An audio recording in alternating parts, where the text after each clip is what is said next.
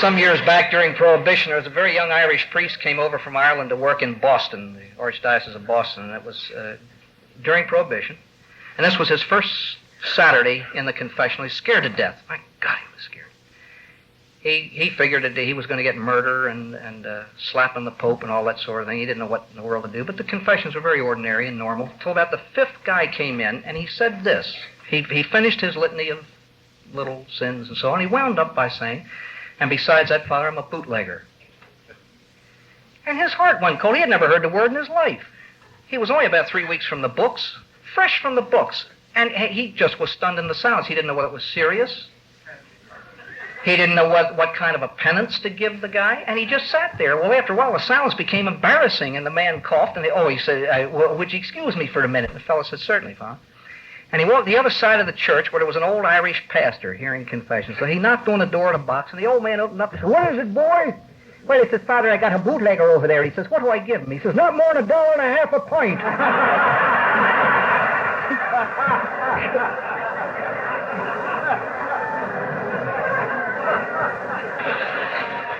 My name's Father Martin. I'm an alcoholic. And I would like to tell you something of myself. For the simplest reason in the world. You know, before every meeting, we too, in the Baltimore area, read a prologue. And ours says the equivalent of what yours does. We have adopted a program which has for its purpose sobriety for ourselves, help for other alcoholics who desire it, and a few other things it names. Time after time, I have heard in AA this statement. I'm sure you've heard it, and perhaps because you have heard it, maybe you have said it. And it wasn't until last summer that I learned that it was not altogether true. The most important person in this room is the new man. The hell he is. I am. I am. He comes second. He comes second. And I must never forget this. I came close to losing my life because of it.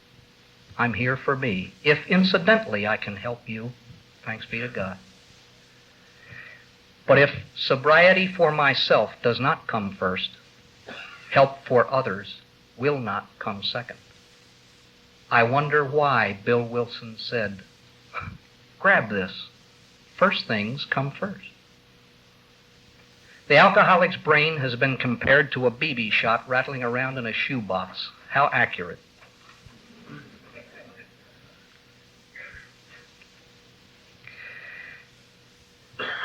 Many of us have or had false ideas about alcoholism.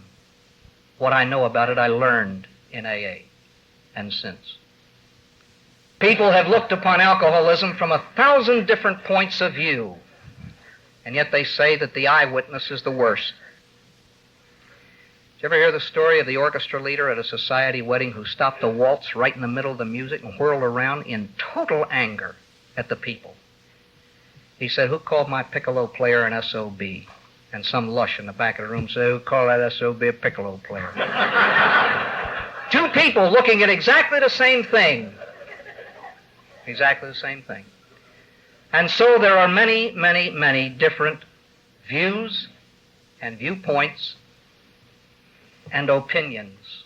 What I say here tonight are mine. I don't care to argue about them because I don't think, in my mind, they are arguable. They have saved my life, and I will stick with it. They say you must learn to like a martini. I learned very quickly. Thanksgiving Day, 1948. The Thanksgiving after I was ordained, I was stationed out west in Mountain View, California. And this was our first free day, and 4 of us from the faculty went down to Santa Cruz for the day. From the very beginning, I could not and still cannot stand drunkenness. My father drank at home and left a god-awful taste in the mouths of the whole family because of it. And yet, as my drinking progressed very gradually, I found out that it was beginning to get a hold on me. I simply couldn't understand why people chose to drink too much. Couldn't understand it. I have found out since they don't choose. But anyway, By the way, if you're expecting anything spectacular, forget it. I never roller skated out on the altar or showed up to hear confessions in my shorts or anything like that. I was a perfectly normal alcoholic drinker, whatever that means. As the years went by, I drank for 10 years. And by the way, looking back on it in the beginning of my sobriety, I tried to see, and I enjoyed drinking. I drank quite moderately, almost over moderately in the beginning, and I enjoyed it. Caused no trouble to anyone. But of course, that's the clue. When drinking begins to cause problems, then it's one. And that's what an alcoholic is, one who drinks that way. But anyway, after I got sober, I looked back and figured that I drank 5 years in a controlled way and 5 in an increasingly uncontrolled and uncontrollable way. As I got a little more well, the ratio went maybe 6 years of alcoholic drinking and 4 social drinking. A couple of years ago, I had it down to 7 and 3. It went to 8 and 2, and it's batting about 9 to 1 now. Because the more you focus in on the hard reality, that is, the more I do, I can see vague beginnings very early. I was hospitalized in San Francisco for alcoholism for 3 weeks in St. Mary's Hospital. Get a load of this. The day I left, I cut myself shaving with an electric shaver. I'm still trying to figure that one out. But hey, that's neither here nor there. That summer when I got back home, I didn't know what I was in the hospital for. I knew my nerves were killing me. Sure they were. I was shaking to pieces. And the doctor referred to alcohol, but he never once used the word alcoholism. He was a very wise man. He knew his own limitations. He came into the room one day and he said, "Father, if someone were to come to you with a moral problem that you could not handle or didn't know the answer to, what would you do?" I said, "I'd ask their permission to get the answer, to present their case as a hypothetical case to some expert theologian." He said, "Suppose you couldn't come up with it then?" I said, "Well, I don't know. I guess I'd send them to a pro who could handle it." "Well," he said, "now I don't know anything about drinking." And it was a gentle way of his suggesting I undergo psychiatric treatment. We know in AA that the treatment the alcoholic needs is treatment that will attain sobriety. We don't need a psychiatrist. We need to be sober to find out if we need a psychiatrist. Sounds funny, but it isn't. It isn't. I always say to people, somehow or other, if I go to a man to find out why I drink, there will be some magic that will prevent the drinking. What sense does it make for me to go to a dentist and say, "Doc, my tooth is killing. Tell me why it hurts." And he writes it out. This is why it hurts, because of the molecular action of the enzymes in the saliva and so on and so forth. And you say, "Thanks, Doc," walk out. Under some ridiculously insane notion that a knowledge of why it hurts will make it stop hurting. Yet we do this with the alcoholic. Again, what sense does it make for a psychiatrist to walk into an operating room and try psychiatric therapy on a person half anesthetized? You say he needs help himself. Get the man sober, that's the name of this game. Then you'll find out if he needs help. And the man who taught me all I know about alcoholism said this: "If you were nuts before you started to drink, you'll be a little flaky after you stop." They have found out that the same percentage of people who have the illness of alcoholism need psychiatric therapy as non-alcoholics. In other words, approximately 7 to 10% of the entire population needs help. Anyway, that summer when I found out that I had been hospitalized for alcoholism, I nearly fell off the Christmas tree. I never dreamed. And so I was sent back to Baltimore, where I have been ever since, and spent the 2 most miserable years of my life, because it was there that I tried to stop drinking and found I couldn't. We learn in AA that between drinks 7 and 8, freedom is gone. I humbly submit that you have no freedom even before the first, even when you're physically sober, if you're an alcoholic and if therapy is not proper. In other words, to put it simply, the farther away you are from your last drink, the closer you are to your next one. It is simply a question of time, unless and until therapy is proper. I could not understand why, after a month's sobriety, I would buy a bottle and take it back to my room. Couldn't understand it. I know now. I was addicted to it. You know why the alcoholic drinks? Now, you can save all your psychiatric fees, unless you want a little bit of background knowledge. But you want to know why the alcoholic drinks? Because he's an alcoholic. That's why. The alcoholic drinks because he's addicted. That's what we mean by an alcoholic. And the addict drinks because he can't not drink. And so the alcoholic drinks simply because he is one. In other words, were you to find out and remove all those things that caused your alcoholism, you still couldn't drink because your body is physically addicted to the drug. And so it makes much sense to say the alcoholic drinks because he is one. Now that all of that academic barnyard sauce is out of the way, now let's zero in, try to save this life.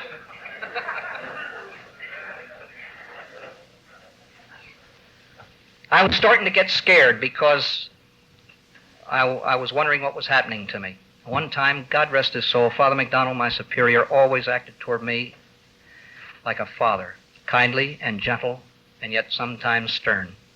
I remember one time he came to school to ask the faculty's decision on something. I had bought a fifth the night before, had drunk most of it, and nibbled on the rest of it that day, knowing he was coming that night and knowing he can smell it at 80 yards. We went to the faculty room. They set me next to him. As soon as it was over, I shot out of there. Well, he sent for me, and very tearfully he asked about the drinking and so on and so forth. A short while later, my first Christmas back home, my home is in Baltimore, he called the 18th of December. I remember it very well because we got out on the 20th for Christmas. And he said, "How are you?" And I nearly fell to pieces. I shook for the next 2 days. He said, "I'd like to see you when school breaks up." I was scared. I mean, terribly scared. Well, I went out to see him, and he says, "How are you?" I said, "Oh, all right." He said, "Have you been drinking lately?" I said, "No." Now, you see, I knew I was lying, and he knew I was lying. And I knew that he knew I was lying.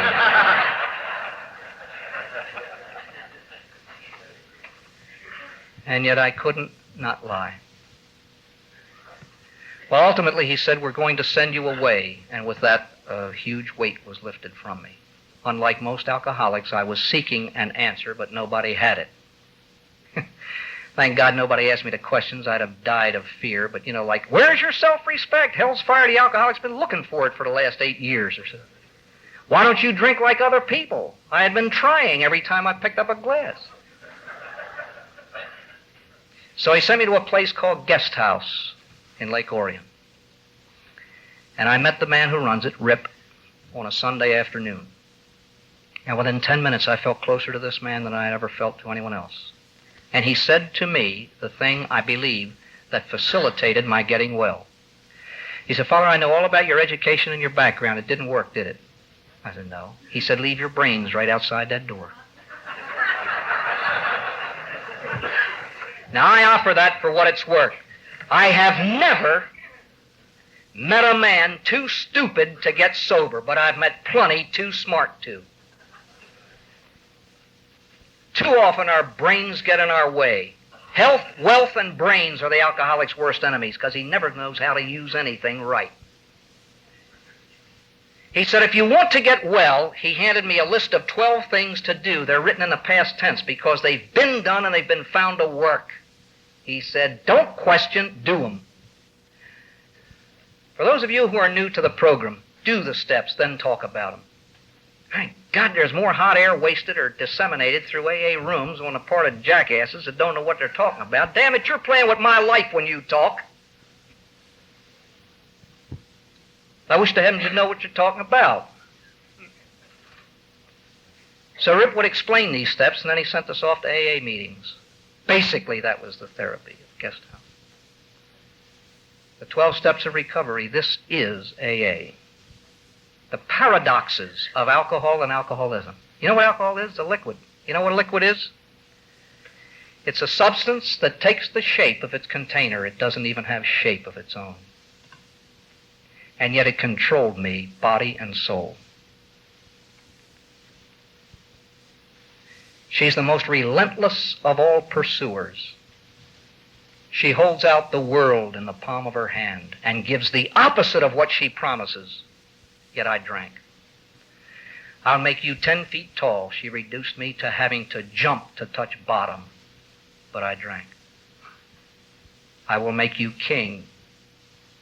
She reduces us to court jester, yet we drink. I will give you sleep. For a while she does, then robs us of it, yet we drink. I'll relieve your nerves, and then she creates her own, yet we drink. Proof positive of the illness, disease concept of this insidious thing. We do what we would not. And under its influence, those things that we would not, those we do. How do we conquer her? Face it, every one of us has fought her, every one, and we've lost. What sense does it make for a boxer 135 pounds to step into a ring with a 200-pounder day after day after day, get his brains scrambled, and climb in the next day? That's what we do in our bouts with the bottle. And so AA says, give up. Just quit. You can't beat her. Admit your powerlessness over alcohol, that your life had become unmanageable, and you can start. Ladies and gentlemen, it's only when we admit our hopelessness that we cease to be helpless. We can now be helped. I always say, give in or you'll cave in. We must surrender to win. We lose a battle to win the war. There is a certain freedom about this first, truly humble act of the alcoholic. I maintain that the path to true humility is through humiliation. And when he admits truth, there is a thing more powerful than I. He's on his way to standing up.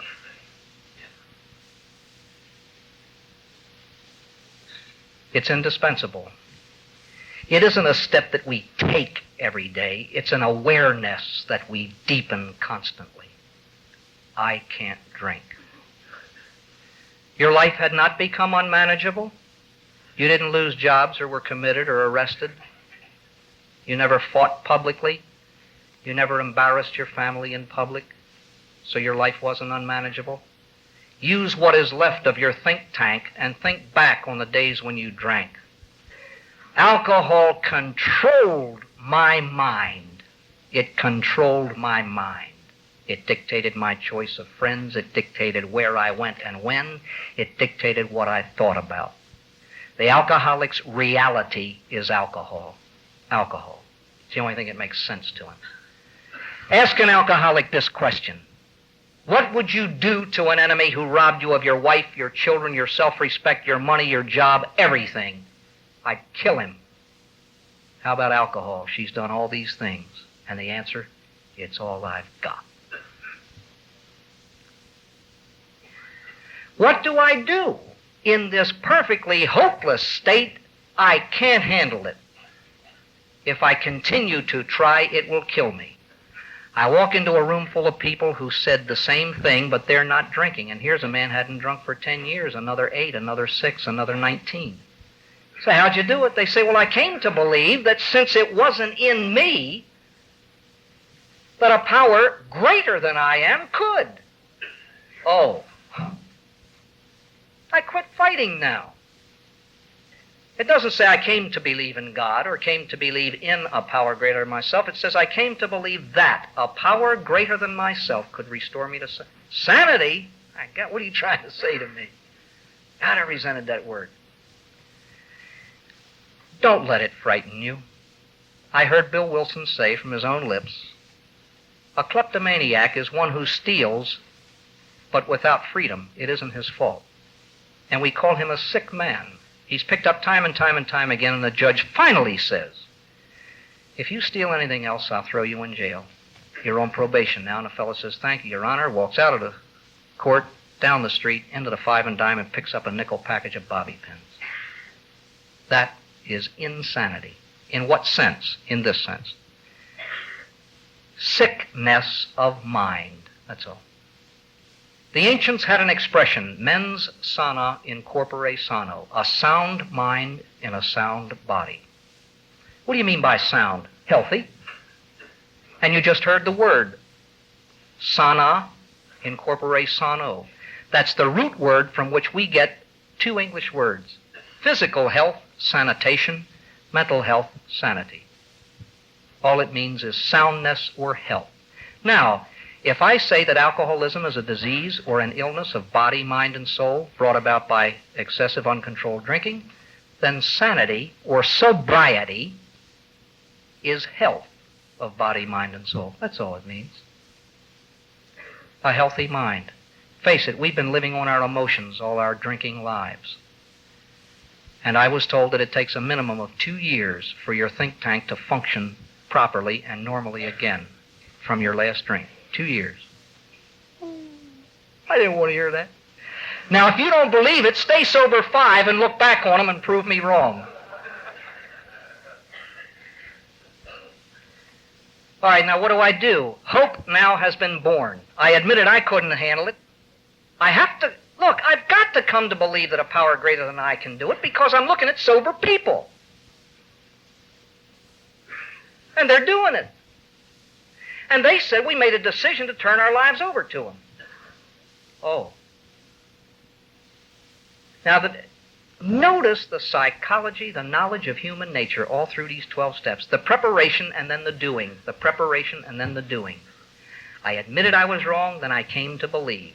I made a decision, and then I tried to carry it out. Now, many people have a wacky idea of what it means to turn their lives over to God.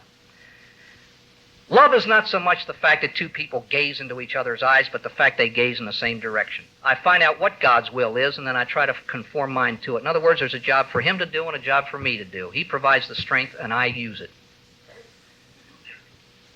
It's really not a 50-50 proposition either. I pray as if everything depended on God, and I act as if everything depended on me. So, I cannot have the attitude, well, all right, God, you're up there, handle this thing. And then sit back and watch Him make you sober. He puts 3.5 pounds in this pocket and 2. He doesn't work that way at all. It's like the little teeny kid is afraid of the dark. He lived on a farm with his mother, and one evening after supper, she said, we forgot to bring the paper in, go out and get it. Well, it was pitch black out there. And the little kid kind of dragged his feet and saw. Finally, she got sore. She said, go ahead and get the paper. And he finally told her, he said, I'm scared. She said, of what? He said, the dark. Oh, well, she said, I can understand that, but all you have to do is remember that God is everywhere. He's out there. Nothing will happen to you. So the kid opened the door, stuck his hand out, and asked God to hand him the paper. Hey, he was the same one that night when he went up to bed. He was kneeling down saying his prayers, and he's kind of bored and everything. He's looking under the bed. He said, hey, Mom. She said, what? He said, is it true that we come from dust? She said, yeah. He said, after we die, do we go back into dust? She said, yeah. He said, well, there's about 8 guys under the bed, and I don't know whether they're coming or going.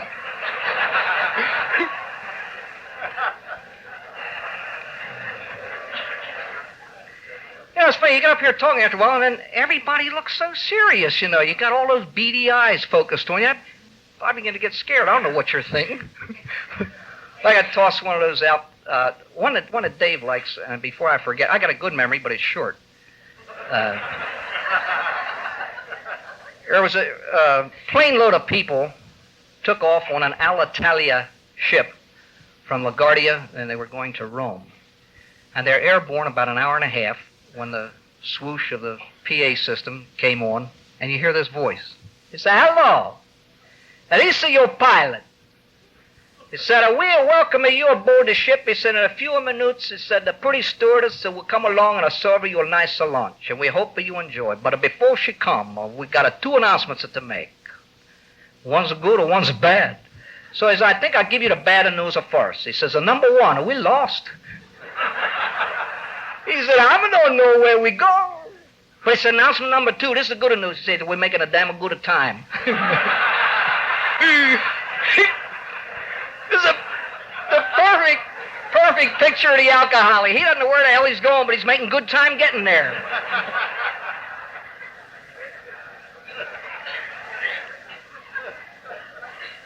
So there were a couple of... Well, there was a little Irish girl. She's, I don't know, about 7 or 8, and her mother had put one of these real ruffled dresses on her. One of these things takes you about 3.5 hours to iron. And this dear little thing went out in the backyard and did somersaults and got grass stains all over it. God, the mother was sore as blazes. She said, now you run up to confession and you tell him just what a bad girl you've been and how disobedient. So she went in. She confessed doing somersaults on the lawn. The old man, he never heard of that. He says, somersaults. He says, what's them? And she's trying to tell him, and it's not registering. Well, he says, can you show me? So she says, sure. She gets out in the church, starts somersaulting over the pews. See? And 2 old biddies, they come into church seeing one of them just about blessing herself. She takes one look at this kid. She said, glory to God. She said, would you look at the penance he's given today and me without my drawers on? Oh, God. Oh.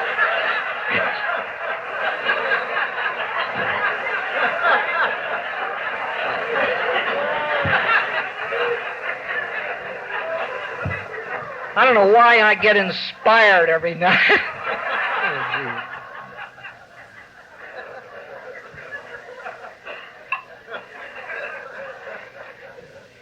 all right, now the fun steps are over. 1, 2, 3. I can't handle it. God can, so I think I'll let him. Now, I don't think you need that spelled out.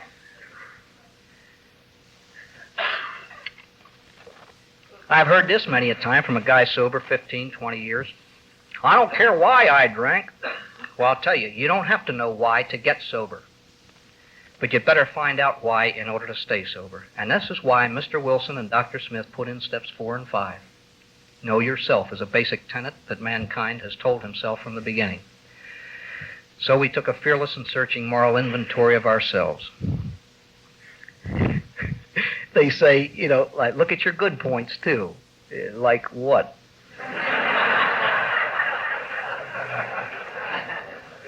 And after all, why do you have to be searching and fearless? Don't they shine out? Now, the next step contains the clue. Admit it to God, to ourselves, and to another human being the exact nature of our wrongs. To admit something to God is fairly easy. I've never seen him, never shook hands with him, and I've never heard him scold me. I've heard that he might from other people, but it's not too hard to admit something to God. A little harder to admit something to yourself. Very hard. Many people go to their graves without it. Now, the next part has been variously interpreted. I take it as written. And to another, singular, another human being, singular. Whenever these steps are discussed at AA meetings, people waste your time by talking for 10 minutes as to why they haven't yet done them. I once heard a man say at an AA meeting, I figure it's what I bear about myself around this table to all of you that constitutes my 5th step. And there was a fellow in our group. God, how I loved him. When he spoke, I listened. He said, well, I figure it's those things I don't dare mention around this table that constitute mine. I've got news for you. The 5th step was the single most difficult thing I have ever done in my life. This is not child's play. This separates the big girls from the little girls and the boys from the men. And with this step, I hear aloud what I am. Every one of us is 3. I am who I think I am who you think I am, then there's me. I get to know me by a good, hard, fearless, and searching look, and a lot of time. When should you take it? I don't know. The time will come. What's the value of it? I can't tell you. Do it, and you'll know. It's that simple. Good God, if you could reason to the reasonableness of it, you'd do it. You're being asked to do it because it works. Look, we're all familiar with the 2-steppers, the clowns that try to climb a ladder by stepping from 1 to 12. God, it doesn't make sense. They get sober. It's the first time they've drawn a sober breath regularly 2-3 days in succession in 30 years. So you know what they do? They want to sober up the whole world. Great, they're running great guns, a lot of fancy footwork, the heresy of action. You know what's wrong with that? They're going out playing with a sick human life, and they have nothing to give. No one gives what he doesn't have. And we'll talk about that 12th step shortly. So you know what happens? Nigh about the 8th or 9th 12th step call he goes on. There's some drunk says, have a drink. He says, no mind if I do. Then somebody's 12 steps to 2 of them. Once having taken the 5th step, my past is discharged, my present is secure, and all other things being equal, my future is assured. My past can never touch me again. Rip used to tell us, he said, if I were to walk into any big hotel lobby in the country, he said, there's liable to be some guy sitting there who could point to me and say, Ripley, you're an SOB. And he said, I would have to look him right in the face and say, yes, what you say was true. And so we come at least to a halfway knowledge of ourselves. And this knowledge is beautiful as it blossoms. You'll hear people at meetings say, well, I didn't know I had any faults, but at least now I'm aware of them. So are we. Somehow or other, being aware is, don't tell me you're aware of them. Tell me what you're doing to get rid of those things you're aware of, so that I might follow in your footsteps and find out how to make myself a little better. How do we do it? The next 2 steps. Became willing. Notice all of this program. The preparation, then the doing. The preparation, and then the doing. And so we became willing. It's like the kid with his toe in the swimming pool. We've got to test it first, and then we jump in. Anyhow, we become willing to have God remove these defects of character. And kids, if you're anything like me, your defects have character.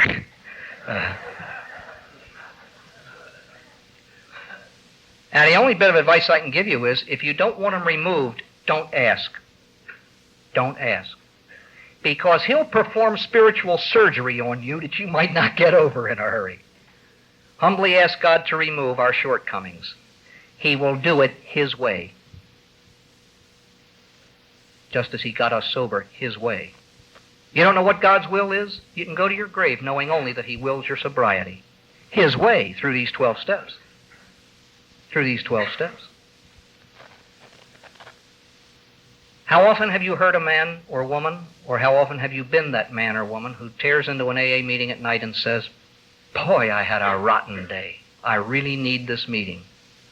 And it was probably the best day of your life. I got news for you. The good days are nothing but breathers between the rounds. Life is tough.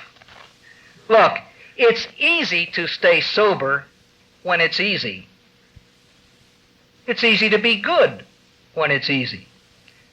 A little bit of spiritual advice. The easiest way to get rid of a temptation is to give in to it. No, I forget that. Forget I said that. But it is. It's awfully easy to be good when it's easy. The day that is filled with frustrations, insults, near panic, that's the best day of your life. He's answering your prayers. He's giving you opportunities to work the program. It's the good days you'd better beware of, because I have found in my own life the only thing that can come near alcohol in being insidious and cunning and baffling and all-embracing is complacency. It's alcohol's only rival. It's the one thing we must beware of. And so I thank God for the bad days. In my book, Real Spiritual Maturity is when I can begin to thank God for pain.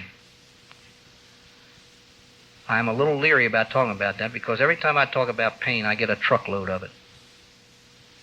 There's a man in Boston, got sober, and his wife divorced him, and he went to see his mother. He said, good God, I finally found the answer, and she's divorcing me. The mother said, maybe it's a blessing. He said, good Lord, why is it every time I get a blessing, it's wrapped up in a brickbat? And his mother said this, I didn't know they came any other way.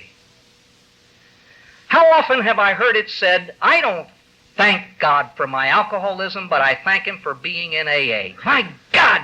It's like the little kid who thanks God for the ice cream cone, because that's a nice thing, but doesn't thank Him for having to earn the nickel to pay for it. God. Why do I think that blessings are just goodies? Did it ever dawn on me that pain might be a blessing? Well, not to get into any controversy, but whether or not you're grateful for your alcoholism or not, whether you're grateful for AA or whatever, put it this way. I'm grateful to God for enabling me to pay the price to buy the ticket to get into this room.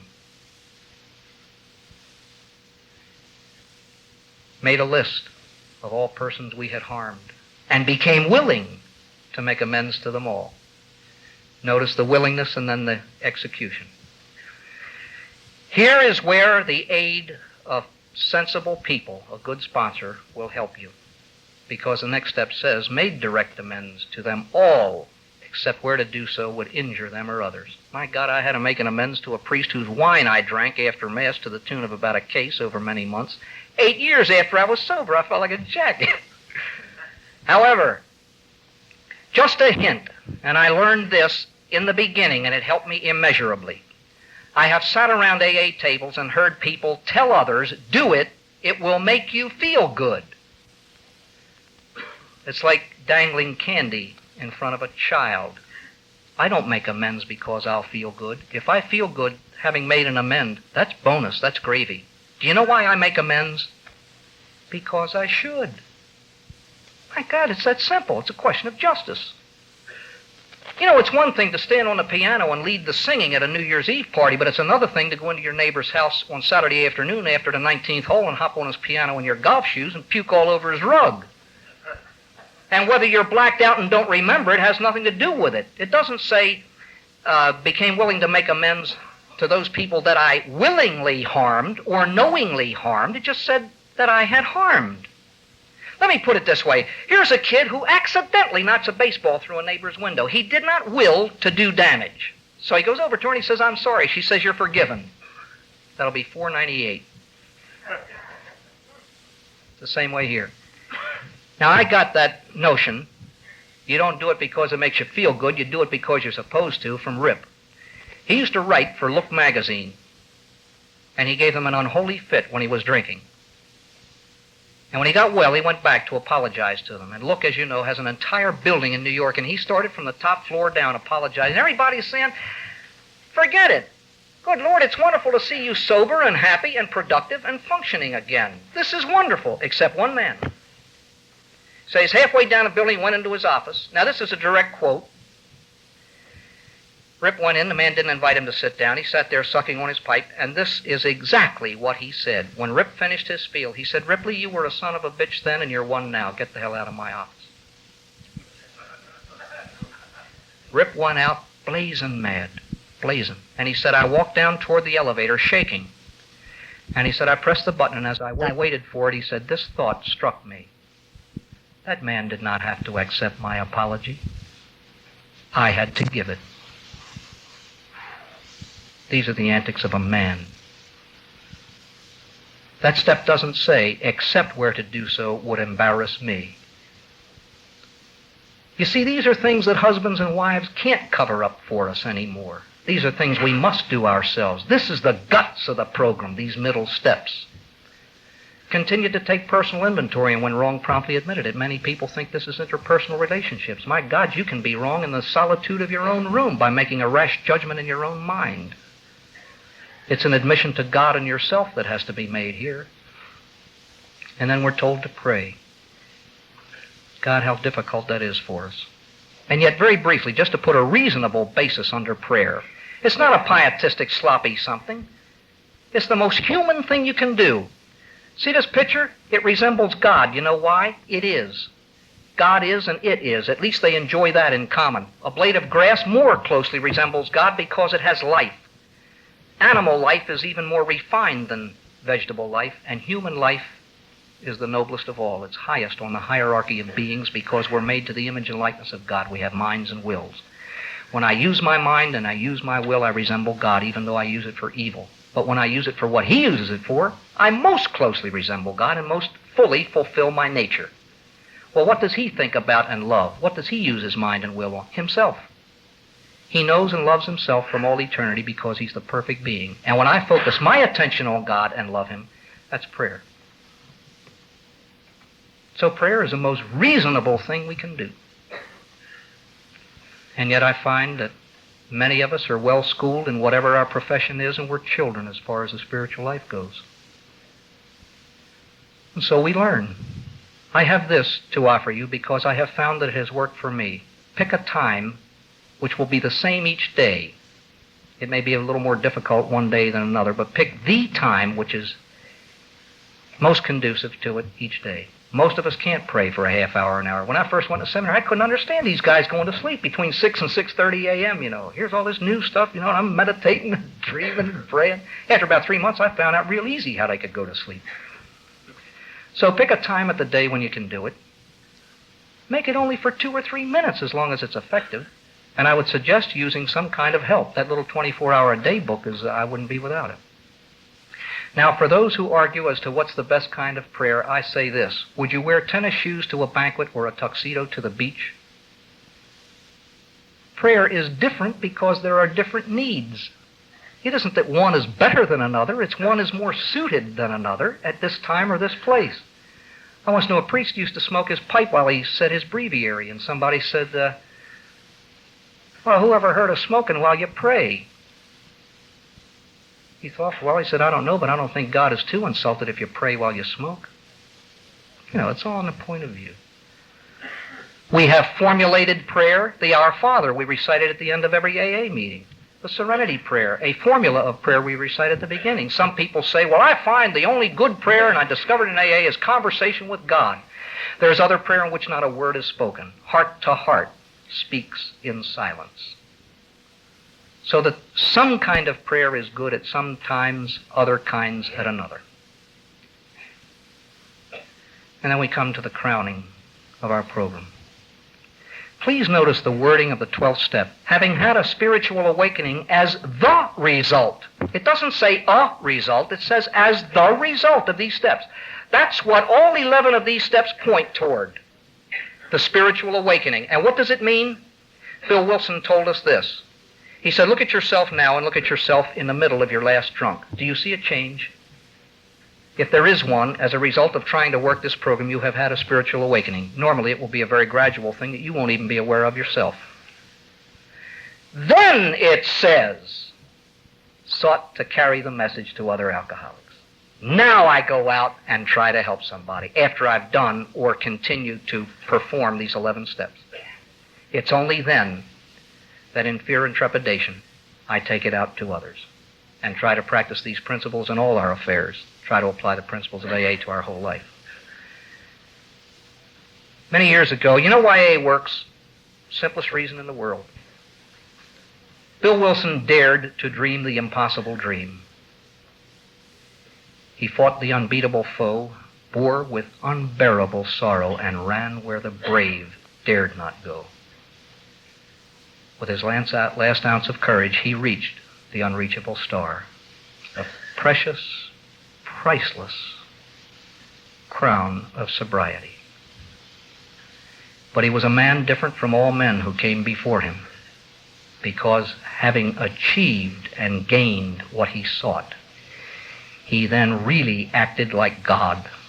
You know the greatest mystery of the universe? Why did God create? If he was all perfection, why did he create? And the only answer the theologians and philosophers can come up with is goodness tends to diffuse itself. He created other knowledgeable beings who could know his goodness and love him too. And so Bill Wilson did what no other man had done before him. He wished to share his gift. And in the doing, he saved our lives, but primarily his own. How often have I heard talks on gratitude in which the speaker will do nothing but list what I have to be grateful for. God in heaven, we've all got things to be grateful for, like my life through sobriety, my family through sobriety, my health through sobriety. And this is why I can hardly abide people who, once they get a little comfortable in AA, say, well, actually, now you see sobriety is secondary. Look at all these goodies that follow. They're all based on sobriety. When we show up at an AA meeting, we come for one reason. Alcohol brings us here. Alcohol. Sobriety is why I am here.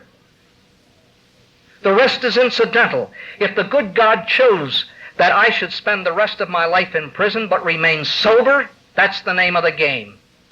The greatest thing that can be said of any alcoholic is he died sober. Not happy, not jumping, not with family reunited. He died sober. This is what our program is geared toward. All of those other things, yes, but in their place. First things come first. Sobriety is the name of the game. And I must be grateful for it. How? I don't know. God, how I envy people who stand up and say, I'm a grateful alcoholic.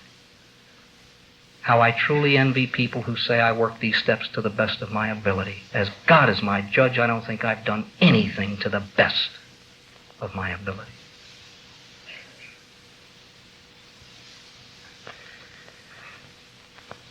And I must never shortchange my abilities or talents. The person who poo-poos his gifts is insulting God.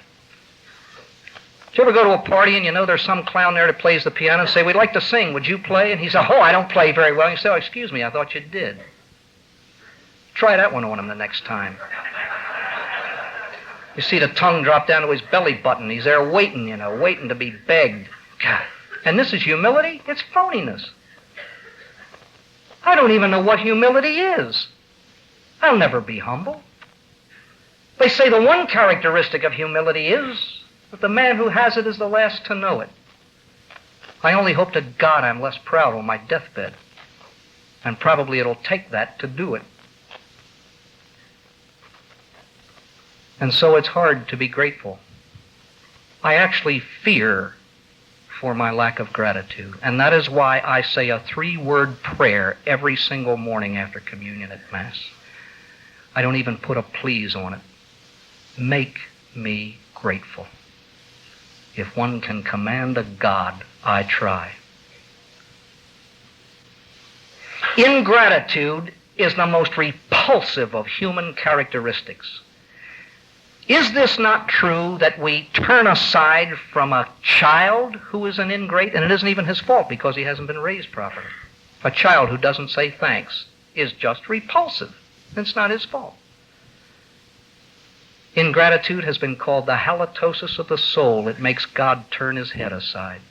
The ingrate tries to see how high he can reach to get instead of how low he can stoop to give. It's been called the Passcode candle of the cathedral of the human soul. It's what gives us light and warmth from within. The most beautiful definition of gratitude I've ever heard was Rip's. It's the golden tray on which I give to others what God has given to me, and it's the one thing on which your sobriety hinges. Sobriety is the virtue of the human because it is the virtue of a receiver, one who has gotten. And I must be ever grateful, and so I beg him to make me so.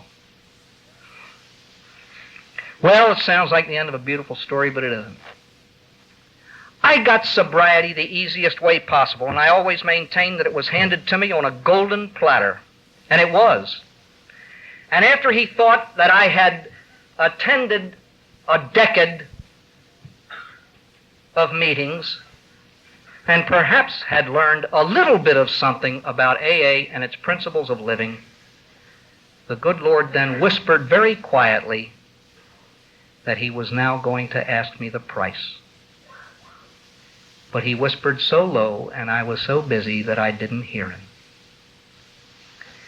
2 years ago, my teaching career came to an end. And so I was just in residence at the seminary where I lived, doing parish work on Sundays and AA work in the middle. There was no direction to my life. There was no real schedule. And one thing I did find out, I am not a very inventive person. I don't know quite how to use my time right. Anyway, here's what I mean by complacency and sobriety being taken for granted, or complacency sneaking up on you and taking your sobriety for granted.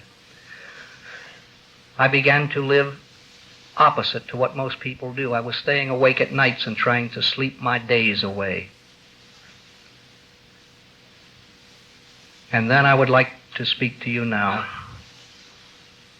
of medication and what it can do. This past summer, I got to using the pills just to sleep. I never once sought a thrill from medicine, ever. Thank God for that. And it wasn't until the end of a summer in which depression had set in that a young friend of mine said, "Father, are you addicted to them?"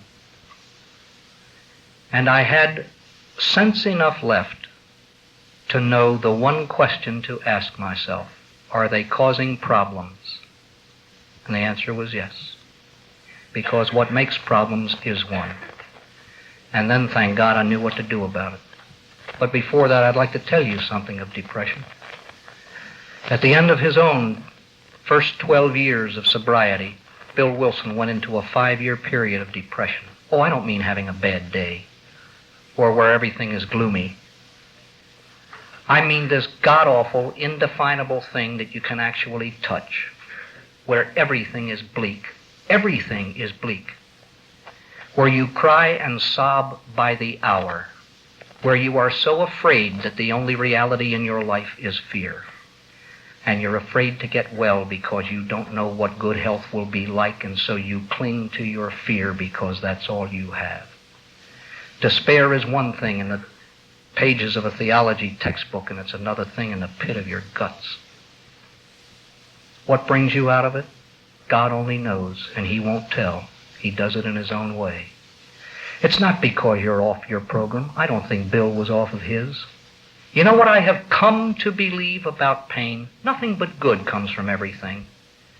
And I know now that whenever I hurt, physically, mentally, emotionally, any way at all, it is nothing but the dear Lord trying to put His arms around me.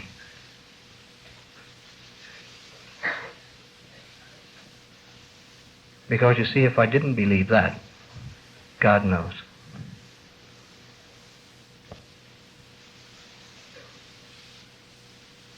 We sought medical help, and the doctor put me on medication for the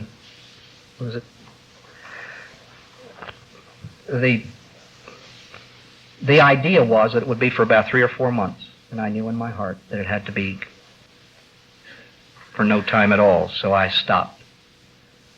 Nothing at all. And I shook and I cried, and I shook and I cried. But it gets better.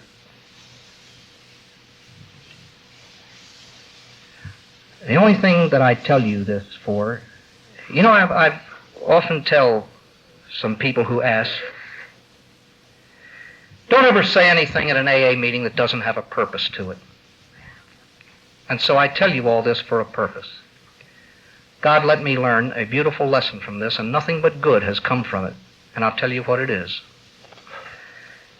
I firmly believe that the medical profession should realize a simple fact. As a general principle, I believe it to be wrong to give an addict any addictive substance. It seems that this makes sense. Secondly, if necessary, and face it, God created medication just as He created alcohol. Alcohol is not bad because we got sick from it.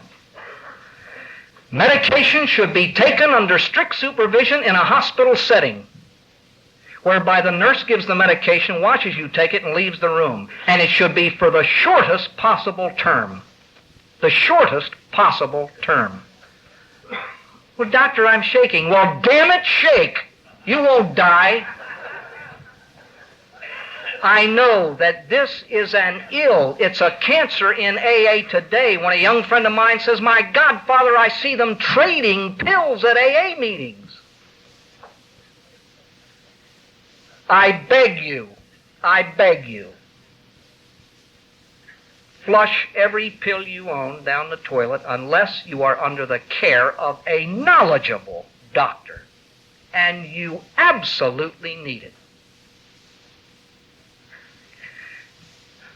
I don't mean to sound like I'm preaching. This really is just something I feel inside. It may sound wrong coming out. I would offer this if I can give you anything.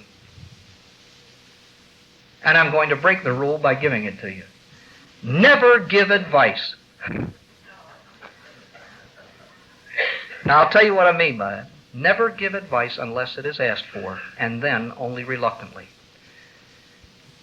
Now, this collar has put me in the advice-giving business, and I've been in it for a long time. But I've learned a few things the hard way. Now, why do I say that? Based on a little story narrated by Father Fowl. I heard him say one time, a woman got out of the hospital after having been beaten up by her husband, and she said, I don't know what to do anymore. She said, the beatings are worse. She said, I had to go to the hospital this time, and I'm scared for my life. He said, leave him. She said, Father, many years ago I threatened to do that several times, and each time he said, if you do, I'll kill myself. Father Fowl said, if you stay with him, he'll kill you. So she left, and he killed himself. Now, in a sense, that's neither here nor there. You know, I know, Father Fowl knew, and the woman knew that it wasn't their fault.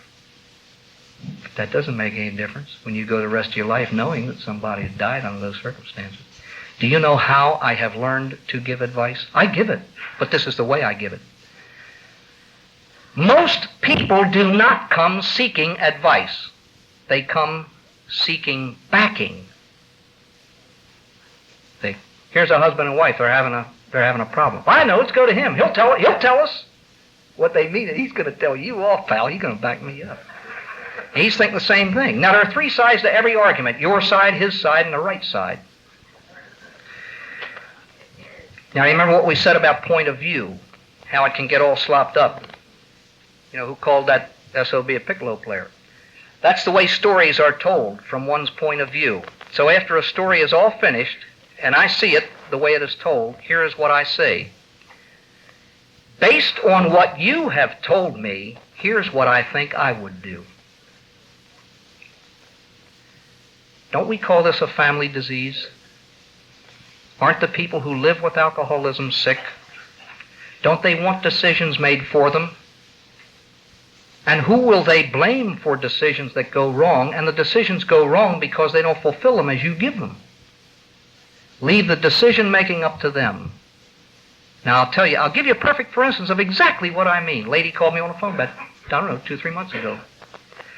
Father, such and such and so and so and on and on and on. So I said, well, from what you have said, here's what I think I'd do. What, is that what you want me to do? I said, I didn't say that at all. I say, your decision will be yours. What you will do what you will do. But here's what I would do. What you mean that you want me to do this? I said, I didn't say that at all. I don't want you to do anything. But you have asked me a question. I'm giving you the answer. This is what I would do. After the 8th time, she got sore. She did. She really got sore. She wanted a decision made for her. And this had to do with the future of a family that I'd never even met. And yet how often do we try to make decisions that will seriously affect the lives of other people? So I can just leave you with that, especially those of you who are in Al-Anon, because you find more queen bees in Al-Anon than the man in the moon. With the sum total of the experience of having lived with one alcoholic, very often we try to dictate and tell others how it should be done with another alcoholic that perhaps we don't even know. This is not a criticism. It's a thought to be chewed on. I am indeed grateful for the pain that the good Lord has seen fit to give me, because the crown comes only through the cross. And it is pain that buys pleasure. And so, my parting wish for you is a simple one. I think it's based on reality. I do not wish you joy without a sorrow, nor endless day without the healing dark, nor brilliant sun without the restful shadow, nor tides that never turn against your bark. I wish you love and faith and strength and wisdom, goods, gold enough to help some needy one, I wish you songs, but also blessed silence and God's sweet peace when every day is done. I will close by letting you in on a secret. I'm the wealthiest man in this room. You see, God, in His goodness, through AA, has given me all of you.